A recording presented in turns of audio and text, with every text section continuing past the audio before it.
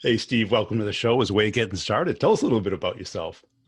I live, as we were just discussing, in Atlanta, Georgia. Been here for 40 plus years. Married to Deborah. I have two boys, Zach and Joey. Zach's down at Georgia Tech. Joey's a rising freshman at Georgia Southern. And been selling software for my entire career. Just a few decades, huh? Yeah, that's right. You're almost warmed up, huh? Yeah, I'm starting to get the hang of it. And how'd you get into software?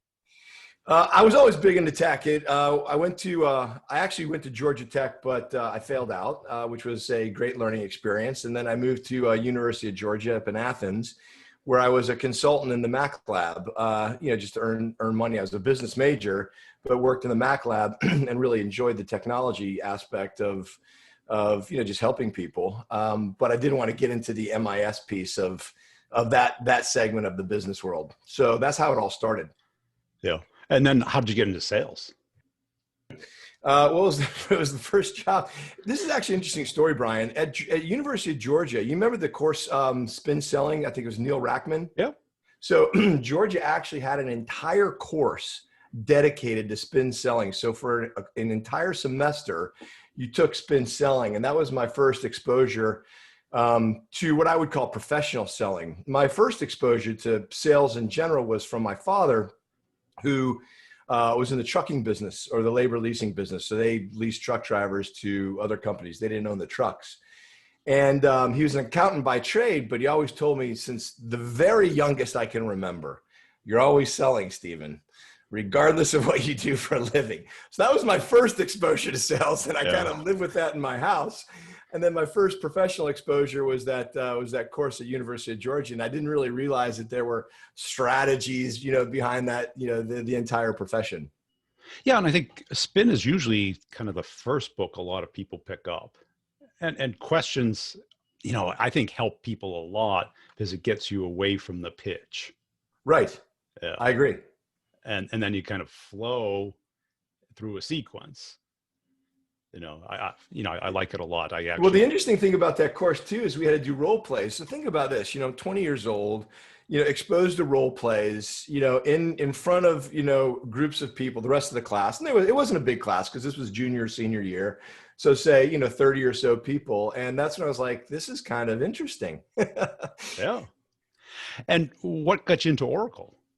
Early in my career, I was at startups. I was at small companies, selling software. And there was a group of us, I'd say 10 to 12 of us. We had a leader, we had like a sales operations person, we had a couple SEs, and my role was kind of what, I'd call the whale hunter. So they would give me the large accounts to kind of go after. And we would go to these small companies, Series A, Series B round funded companies. And this was pre-2000. So again, I'm dating myself. But we would plug in and plug out as a group every 18 or so to 24 months. After doing, I think we had 3 or 4 really good runs, and it was post 2000. I was like, I'd like to try my hand at a larger, company. And I talked to Oracle a couple times. They said I don't have the profile, right? I was Startup guys, yeah. Correct. So wasn't from SAP or PeopleSoft or Siebel or any of those companies. So they said no, actually twice. And then a recruiter called a third time around, ironically, for the transportation team, which I had zero experience except for my father being in that business. That counts. Yeah, right. And I just met the right hiring manager, to be honest with you. So you think about some of the breaks you get. This guy was out of Houston, and I think he saw value in being a scrappy startup, mindset with the combination of a big company, Oracle, and that's how I started at Oracle. And I was there for 10 years and rose up to be a fourth line executive over that period of time. I'll say this comment because I tell that story when people ask, is I actually thought that mix, because it worked for me, was a good mix. Like, okay, let's look for the startup folks with that kind of scrappy mindset. And I found out that I was kind of 50-50 because the big companies can, really kind of take a lot of energy out of the startup mindset. You know what I mean? So it's kind of an interesting marriage when it works. It is. And it's rare to see somebody like yourself have such a great run there, because, you know, I was on the startup side too, and then got acquired by a portfolio company, and you're just overwhelmed, and you're like, it wasn't me. Right. And you can just tell. Right. How did you make your home there? How did you make it work for you? At Oracle? Yeah. So, so it was, again, you kind of talk about breaks. So when I started the transportation vertical, as I mentioned, and then, you know, quickly after that, as a big company, there was a significant reorganization, and I came into Every hour. right, right. So I came into another team, and my manager at first really didn't like me, and we were doing a deal with a railroad down in Florida, and you know, he was having a tough quarter. It was one of those things where you know, I happened to have a really great quarter, and the team did really, really well, and I went from kind of being, all right, who's this kind of outsider, to, you know, part of the team, and then really started to, you know, get involved with the ethos of the company, and started to, you know, meet our executives, you know, which was critical. And then when I ultimately went to Salesforce, it was a similar, you know, a very, very similar thing. So it was just kind of getting ingrained with the culture, you know, the ethos of the companies. And what motivated you to move up the org versus be the elephant hunter? Great question. I didn't have goals of being in leadership. Yeah, it's like doing well. But when you saw how much fun they were having, you had to do it, right? Right. And so it was like a second or third line executive. We were at a customer event. It was a golf event in Florida that Oracle had sponsored. And, you know, he was like, hey, have you ever thought getting into leadership? And I was like, no. And at the time, he was like, I think you'd be great at it. And so I was like, I'd love to consider it. And they had a spot that had opened, and I went for it and got it. The interesting thing was, you know, I made every mistake you could make that first year. And I always tell this to first line managers. It's kind of funny, like when people are interviewing and they want to get into leadership, like that's one of their goals or objectives. Objectives. You know, the objection they get is, well, you don't have experience. I'm like, you're right. nobody does, right? That first job, you just don't have that experience. And you have to have someone willing to kind of take a bet on you and, you know, coach you up through that year one. And how was it? What was it like? It was great. I mean, we had a good year. You know, what was hard for me is it was one of those situations where I got promoted to run my team that I was on. Okay. And I will say, if any of my old team watches this, they were fantastic. But oftentimes they're not. You know what I mean? So I went from being a part of the crew to now leading the crew. And even though you still think, you know, your friends, you're kind of the boss now. And again, that team was great through that transition, but that was some headwind, you know, that I faced. And then outside of that, it's the typical, you know, the policy stuff, the HR stuff, like all the things that, you know, you don't have to, you know, learn as a rep, or you need to be aware of, you know, how to get that down. So at my early years as a leader, you know, I kind of over rotated, and I've watched your videos a ton. I over rotated to the operational side of the business and to the policy side of the business and the spreadsheet side of the business, you know, and then, you know, finally settled in, you know, hopefully found a nice middle ground. Yeah, because that can be a trap, because it's kind of like the easy path as opposed to the hard path. And I had a great leader from another portfolio company, and he just separated leadership from management. Yep. And he goes, I'm a leader. I hire people to do management. Yep. I agree with that. Yeah. And rare do you see that, because you find a lot of great admins, operations, and managers. Right. Right. Agreed. And the problem is sales is got a part of that. You have to do it, but that's not what brings the revenue in. Oh, 100%. It's meeting with customers. They're the decision makers. Correct. Spreadsheets and KPIs, they're byproducts. Correct. Agreed. And so was your motivation to build a career? Was your motivation that you saw what you didn't like in management, you wanted to fix it? Or? Well, so then after I got involved, then I really got in really started to enjoy the coaching aspect of leadership. So then as I evolved, on this leadership, continuum, that's the thing that I really started to enjoy and to build.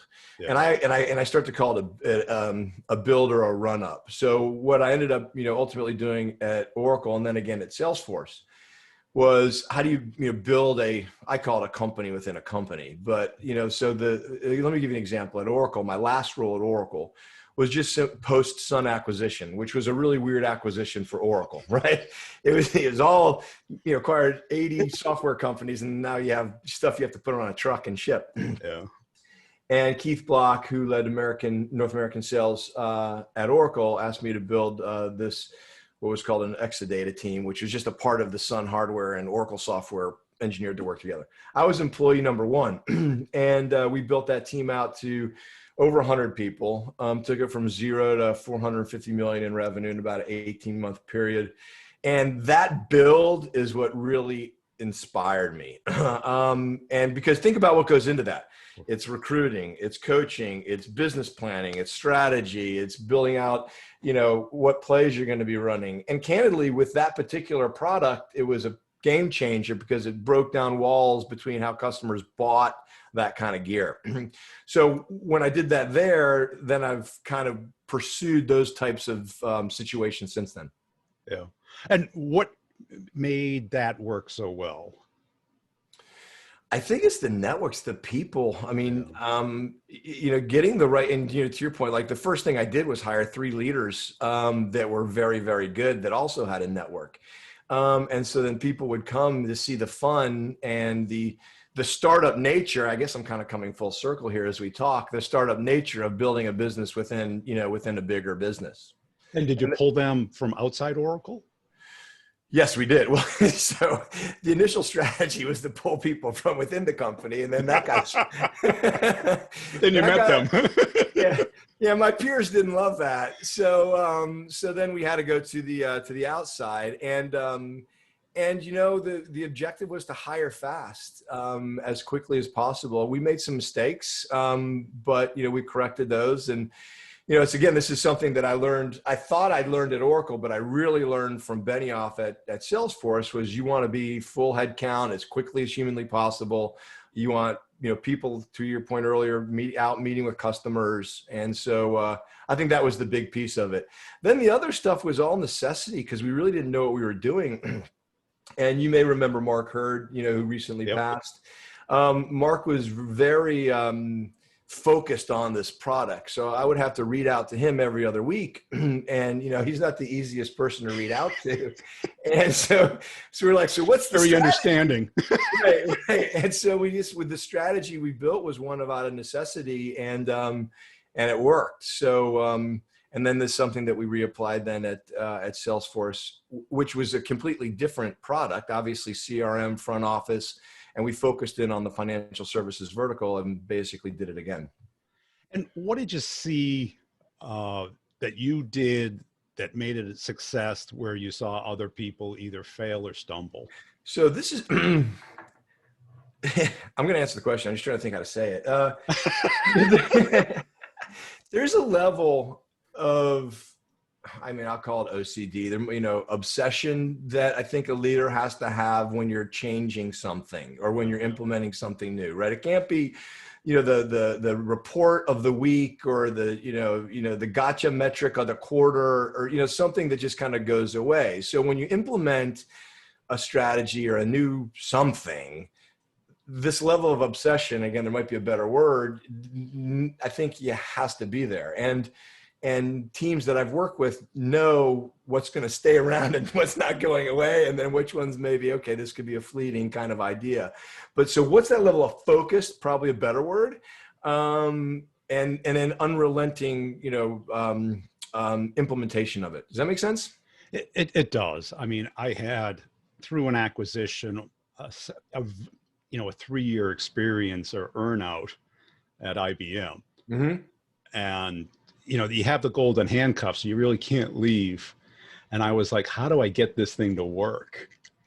Because I had this, you had to hire people and you get the internal resumes and you're like, this will never work. Right. This. you know, selling stuff that's 30 years old versus selling stuff that nobody knows about. Right. And then trying to get the internal stuff done. And we were like you, where you had Sun hardware, Oracle software. I had our own hardware, Right. and our own software that was now being manufactured by IBM. Right. And doing, you know, the biggest deal in the company's history and trying to get the stuff built, shipped, booked. Right. Right. Right. Right. And, you know, my hat's off to you, because I had never had that ambition. You know, I was more of a sales guy. Yeah. Yeah. So I know the pain that you went through. How did you? And the operational aspects of that last role was very difficult. And then the beauty is you contrast that with cloud, right? Which is, okay, you do a contract and it's there. You know what I mean? I mean, obviously it needs to be configured and things of that nature, but it's a totally different ballgame. Yeah. And how did you stay focused? Because what I saw within that company was trying to talk with people without getting into the ditch of what's wrong. You know, it's like I just had to like constantly. Well, you know, the focus tool. So the focus tool that I will reference wouldn't be an Oracle example; it'd be a Salesforce example. If you look at, you know, if you've read Mark's books, Trailblazer, what's the first one, Behind the Cloud? You know, he had a concept called the V2MOM, which is his business planning tool. Have you heard of that tool? I've heard of it. Yeah. Yeah, which is vision, values, methods, obstacles, and measures. And that was the planning tool that candidly Salesforce uses top to bottom, starting with Mark all the way down to, you know, an executive assistant, candidly. So everybody has that tool. So as you, and I've used it's similar to an OKR, you know, philosophy, but it's just a one pager just to stay focused and to keep that and the whole team, because everyone triggers off of what Mark would post, and then everyone else would have their business plans all the way down. Yeah. And you were referred to be on the show. What do you think motivated those people to refer you? Well, we've had a lot of fun with my teams over the years. You know, we've done well. So it's not just, I mean, the fun, I think when you're doing well, you are having fun, but even like, you know, that role, that last role at Oracle, that was a very hard, matter of fact, probably the hardest job that I've had. Yet we had a really good time on that team. And so there's been what I would say three big blocks of my career. It was, the first block was pre that exit role, then that last role at Oracle, and then running financial services enterprise at Salesforce. So we were doing well. So everyone's making money. We were having a lot of fun, and we were, you know, evolving, right? Because, you know, you look at the nature of the business, sales, and again, I'm coming from a software B2B lens, because I've seen other guests on your show that you know are different industries, maybe B2C slant and things of that nature.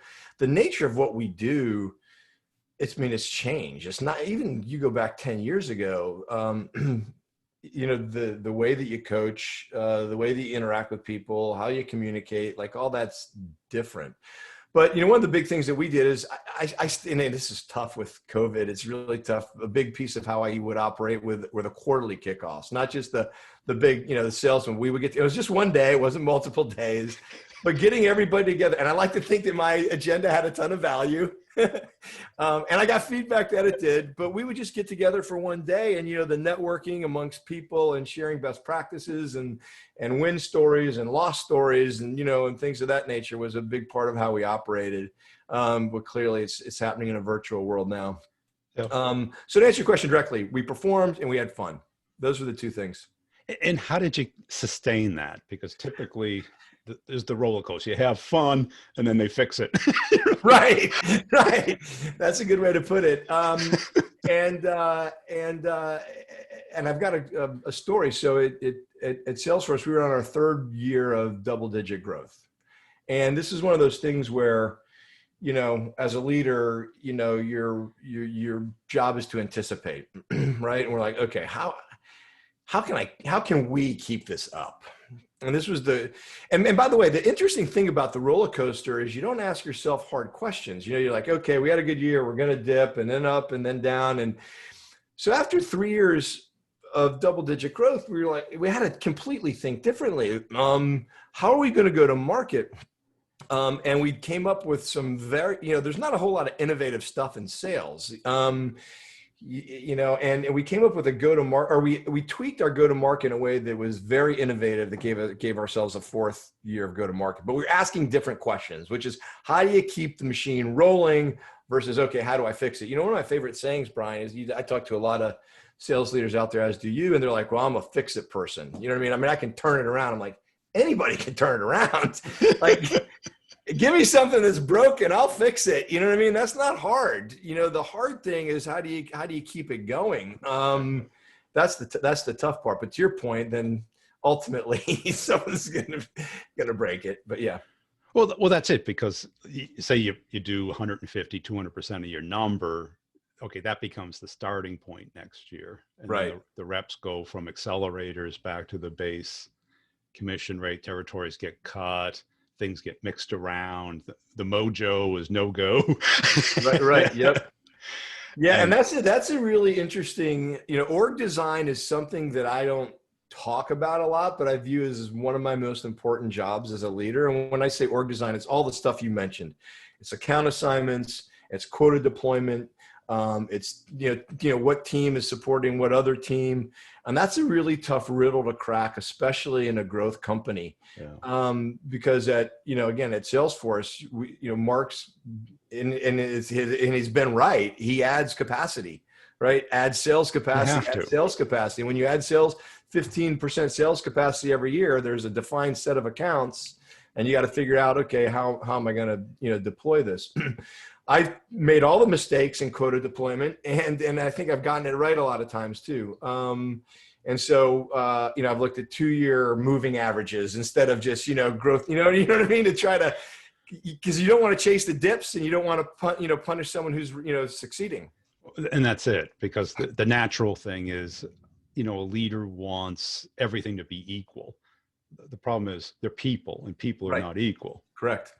You have eagles, and you have ducks. One model that's tough to implement, but that we did successfully, was having a team selling type of model. So you take, let's call it an eagle, right? An A player. And they have a huge account, Monster Bank, let's say, one of the biggest. What we would do is we would promote people to be on that team that were potentially more junior, that wanted field experience or whatnot. So then you would have 2 people, shouldering the burden of potentially a larger number, yet you're grooming someone under. It was a great model, but it's not. Comp hates it. Operations hates it. You know what I mean? So you think about, how to implement it. That's kind of how we try to deal with some of that. And why did you decide to go to yet another portfolio company versus going back to your roots, becoming the VP of sales at a Series A or Series B startup? Yeah, it's interesting. I mean, I talked to, all the, VC firms still out in the Valley, as well as the recruiters. Personally, I've really enjoyed financial services. Yeah. I like calling on banks and insurance companies. They're very difficult to deal with. But they do have a lot of money, and they are transforming. And so I like that space. So the decision, to come back was one of, we're in a global business unit within Oracle. So it's not, if you think about Oracle with all the products, matter of fact, earnings were announced last night. Yes, we're outside of the quiet period. It's a lot of horizontal products, ERP, database, whatever. Our team focuses on things like financial crimes, core banking, treasury management, regulatory analytics. And I wanted to take a step deeper into that world because I've enjoyed it so much as you look at, financial services. Yeah, I mean, I only worked in that space about a year, but what I found was they're very straightforward, highly motivated.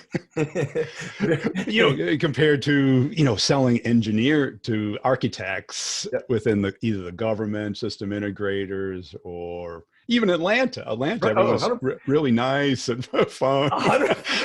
I'll validate. I live in Atlanta, but I, work in New York City, and to get a deal approved in Atlanta, you got to socialize it. You know what I mean? New York, they'll throw you out of your office, out of their office. Yeah, and it's very direct. And I think, have you gotten used to that? And Oh yeah. I actually prefer it. I mean, I actually joke. I said I live on Delta Airlines and spend my weekends in Atlanta. But I do like the New York pace for sure. And if you look at financial services, the three major hubs are New York, Toronto, and Charlotte. So it's kind of a mix. Yeah. And where do you see yourself taking your career? I'd like to keep going. You talk about, what would be the right, kind of run up again, you know what I mean? Would be really interesting. I mean, ultimately, I think it'd be great to be a CEO. The clock's ticking on that front, but you gotta look, some of my mentors, I look at Block and I look at Benioff, and in things that you read, they're like, I remember someone saying once, if I'm not a CEO by 55, I'm not sure it's going to happen. So that's where I got to just kind of balance, where you go. But what I do like about sales is that you look at the big companies and they're kind of segmented from sales consulting, customer success, pure sales, even marketing, and those different components. There's roles that have responsibilities outside of simply, here's a quota, go chase it. Yeah. And what advice would you have for, kind of a first line manager who wants to move up? I would say, well, a couple things. I would say one is definitely build your network outside of just your existing chain, right? Because, with product management, with marketing, with other sales leaders, different mentors. So that would probably be number one, because if you're locked in that one chain, it's kind of hard to move. Yeah.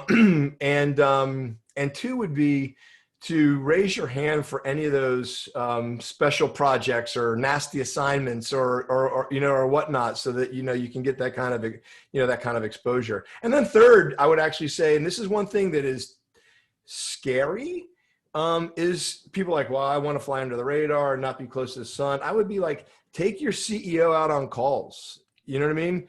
Take your head of product on calls, your CMO, your CFO.